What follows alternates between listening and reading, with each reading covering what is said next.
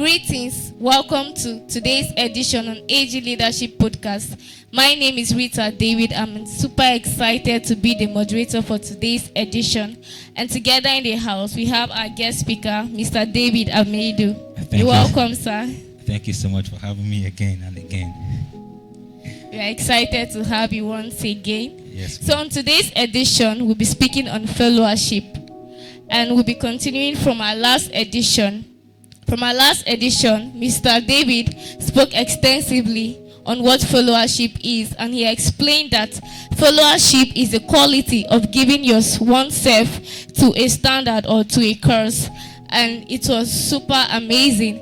And he also spoke why fellowship, and he told us that heritage cannot be transferred in isolation, but through a chain, which is from a leader to a follower.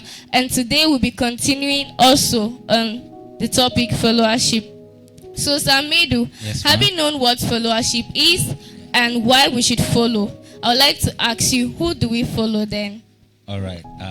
One of the first things to understand in trying to answer this question is the fact that we must see this from a biblical standpoint. And if you are a good student of the scriptures, you will see that Paul, speaking in 1 Corinthians 11:1, one of the things that he said that is so touching and should stand as as a point to which we lean on. He said, "Follow me as I follow Christ." This means there's always a point, there's always an aspect of a man that lures others to follow him. And it is a man that has given himself also to followership. This is the only person that deserves to be followed. So Paul was trying to say that any time, any day, or in any season that he stops following, he doesn't also deserve to be followed. But you see, one of the errors that we have seen in our time is most people who want to be followed, they don't follow. They just want people to follow them without aligning to patterns, because Paul has given us a pattern, given us a blueprint that any man that must be followed, he should also be following. So one of the signs to note who to follow is whether or not the person is also following. For instance, if I want to look for a mentor now, I should first of all begin to have a foresight, begin to have a foretaste to the account that the person that I'm seeking to look onto as a mentor or as a father who is he following also? Because for instance, if I have an issue now, I should be able to run to him. But what if he has an issue? Who should he run to? Or what if the issue that I run to him for answers, probably he has not experienced that kind of issue, so maybe he lacks what it takes to proffer solutions for me. So who should he report such instances to? But you see, we are in an age and time where anybody goes, anything goes. So one of the signs to know who to follow is whether or not the person is also adequately following. Yes, so it becomes a beacon for followership, a very strong beacon. Wow, that's powerful. Thank you so much, sir, for those powerful points. And Nigerian people will say, follow who no road, or no follow person right. No road. That's right. Thank you so much, sir. So our speaker is saying that you should follow a man that is given to a cause of followership. That is, the man is following someone. That's powerful. Okay, sir. So I would like to ask you the next question. For how long should a man continue to follow another man? How long? All right. It also boils down to the error of our age. The error. One of the errors of our age is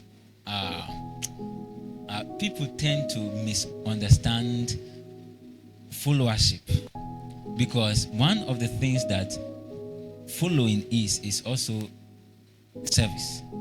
So you can barely separate followership from service.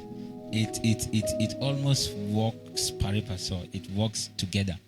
So when we talk about following a man, first of all, there is no biblical standpoint or time to that effect.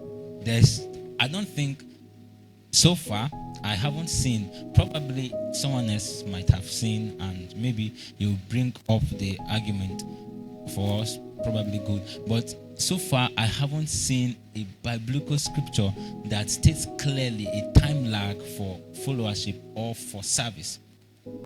So one of the errors that people do or has been done in our ages, people begin to term service and followership from the pictorial example of Jacob and his uncle Laban. That is not service. That is not followership. That is not service. In fact, scriptures made it very clear that the only place that you can see such instance and it is being termed as service or followership is in the context of Elisha and his master Elijah. So we can only see followership or service from the context of Elisha and Elijah. And in the context of Elisha and Elijah, you will bear witness with me that there was no time frame given to Elisha to serve his master Elijah. So he served until the reward, the dividends of his service came to him.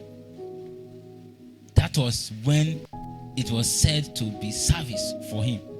But you see, if you come to the context of Jacob and Laban, he served his uncle, and he served until he got his own reward. First of all, you don't go to service with a chart, with a blueprint, how long you want, what you want, No, you go with what your master prepares for you, because he is the one that will define the terms, will define how long, will define and can give a foretaste whether or not you are aligning to service. And so there is no biblical time lag anywhere to show that 7 years, 14 years, 3 years, all those things are trash. You serve as long as you are led to stay, and before you leave, again, you don't leave because you want to leave, because you are a servant, and a servant is perpetually a servant. You leave because it's time to leave, and when it's time to leave, you are not only a witness to that account. Your master, first of all, becomes the first witness to the account that your service has come to a brim, and it is time. So people serve and bring their own time frame into it and claim that it's time. 8 years is 8 years, 7 years, and all of that, and they just break out from that chain. It's very wrong. There's no standpoint, there's no time lag or time frame to service. You serve as long as you are led and as long as God sees you through. Wow, thank you so much, sir. Okay, so from what you are saying, are you trying to say that there is a room which a man can stop following? Is there a room for that? Okay. For instance, to see there's a room where a man can stop following, I will not categorically say that, but I would try to answer this question by saying that in as much as there's no room, although in a point where we can say there's a room, it's a point where the master stops following. Because I said earlier that Paul speaking, he says, follow me as I follow Christ. So at any given point in time to which the master stops following Christ, at that point he deserves to be sidelined. But as far as the master is still following Christ and is still aligned with Christ, then basically there's no room, or except, just as I said earlier also, that you are led into, or God has defined a time frame for you, and there are witnesses. There are witnesses to that account, and your master also should be one of the two compulsory witnesses that must confirm and affirm that yes, you have served and this is your season or time. Wow, that's powerful. Thank you so much, sir. Okay, so I would like to ask again, is there a reward for followership? Okay, yeah, there is. Just as I said earlier, that a man called Elisha, he served his master Elijah, and far beyond silver and gold, what he gained or got was the mantle of his master. So there is no reward for me. I don't think there's any reward whatsoever that a man can get from service aside from the heritage of his master. And these are the things that service brings a man to. You tap into heritages. So one of the rewards of service is you connect to the heritage of your master, just as Elisha was factored in the heritage of Elijah. And the last miracle that Elijah did, was the first that Elisha did. That's powerful. Yeah. So it's to show you how he was placed. He started his journey where his master ended. So obviously he was going to do far beyond what his master has done. Wow, that's powerful. So you are saying that there is a reward for followership, and that reward is heritage. Yes. And he also made another striking point. He said that the only room where you have to unfollow is when your leader has stopped following, or when your season of fellowship is over. Yeah. Okay, so thank you so much, sir. Okay, so I would like to hear from you. What is your final words to our viewers out there? What is your take home? What will you say? All right.